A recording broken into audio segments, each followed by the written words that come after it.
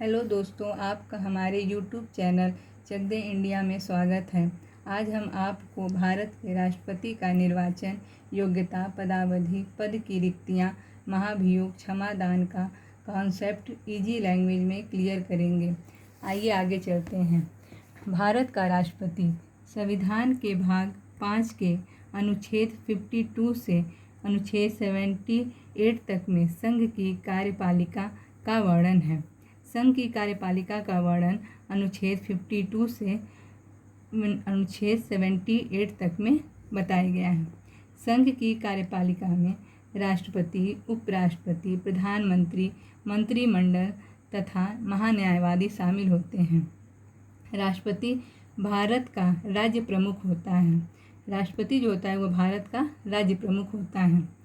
वह भारत का प्रथम नागरिक है। राष्ट्रपति जो होता है वह भारत का प्रथम नागरिक है और राष्ट्र की एकता, अखंडता एवं सुदृढ़ता का प्रतीक है।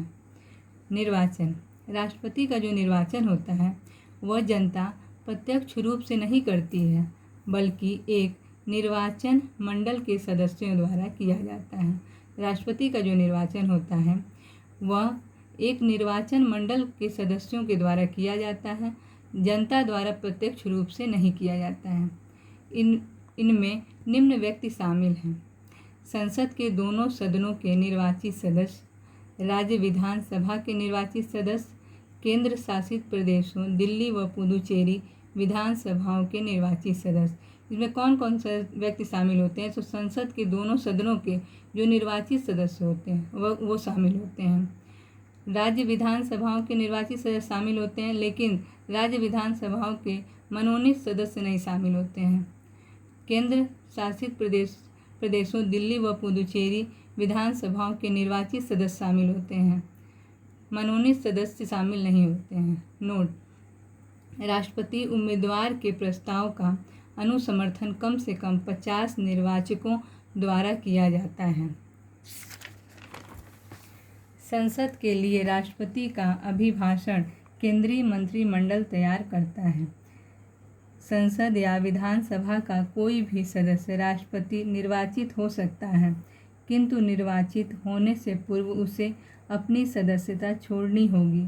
संसद या विधानसभा का कोई भी व्यक्ति जो है वो राष्ट्रपति निर्वाचित हो सकता है, लेकिन निर्वाचित होने से पहले उसे अपनी सदस्यता छोड़नी होगी।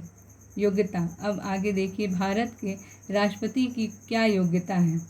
वह भारत का नागरिक हो, 35 वर्ष की आयु पूरी कर चुका हो, वह लोकसभा का सदस्य निर्वाचित होने के योग्य हो, वह संघ सरकार में या राज्य सरकार में लाभ के पद पर न हो।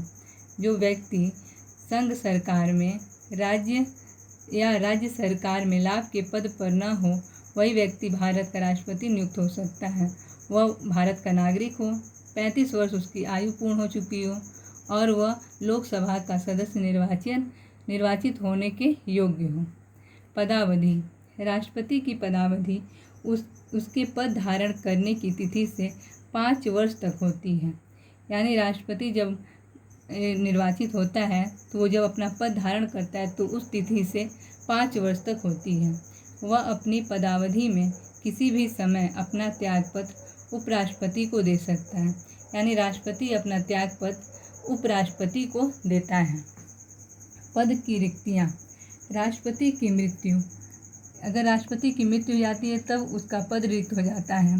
त्यागपत्र देने पर भी उसका पद रिक्त हो जाता है, या फिर हटाए जाने पर राष्ट्रपति का पद रिक्त हो जाता है। पर जब पद रिक्त हो जाता है तो उसे 6 माह के भीतर भरना भी होता है।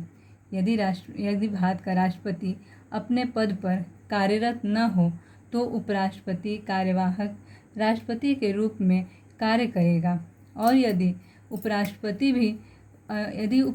भी अपने पद पर कार्यरत न हो तो सर्वोच्च न्यायालय का मुख्य न्यायाधीश कार्यवाहक राष्ट्रपति के रूप में कार्य करेगा। कहने का मतलब है कि राष्ट्रपति यदि अपने पद पर कार्यरत नहीं है तो उसकी जगह उपराष्ट्रपति कार्यवाहक राष्ट्रपति के रूप में कार्य करेगा। अगर मान लीजिए उपराष्ट्रपति भी अपने पद पर कार्यरत नहीं है तो सर्वोच्च न्यायालय का जो मुख्य न्यायाधीश है वो कार्यवाहक राष्ट्रपति के रूप में कार्य करेगा। महाभियोग। महाभियोग जो है वो अनुच्छेद 61 में इसका वर्णन किया गया है। राष्ट्रपति पर संविधान का उल्लंघन करने पर महाभियोग द्वारा उसे पद से हटाया जा सकता है। राष्ट्रपति को उसके पद से हटाया जाता है वो महाभियोग के द्वारा। और महाभियोग कब लगता है? जब संविधान का उल्लंघन राष्ट्रपति करता है। यह आरोप संसद के किसी भी सदन से प्रारंभ किया जा सकता है। इस पर संसद के दोनों सदनों के 1/4 सदस्यों के हस्ताक्षर किए जाते हैं। जब तक संसद के दोनों सदनों में 1/4 सदस्यों के हस्ताक्षर नहीं होते हैं तब तक राष्ट्रपति को उसके पद से नहीं हटाया जा सकता। और राष्ट्रपति को हटाने से पहले राष्ट्रपति को 14 दिन पूर्व नोटिस दिया जाता है। महाभियोग संसद की एक अर्ध न्यायिक प्रक्रिया है। क्षमादान। क्षमादान को अनुच्छेद 72 में वर्णित किया गया है। जब अनुच्छेद 72 में राष्ट्रपति के द्वारा क्षमादान जब दंड सेना न्यायालय द्वारा दिया गया हो, जब दंड संघीय विषय से संबंधित विधि के विरुद्ध अपराध के लिए दिया गया हो और या जब दंडादेश मृत्युदंड हो। यदि आपको हमारा यह वीडियो अच्छा लगे तो लाइक, सब्सक्राइब और शेयर करें। धन्यवाद।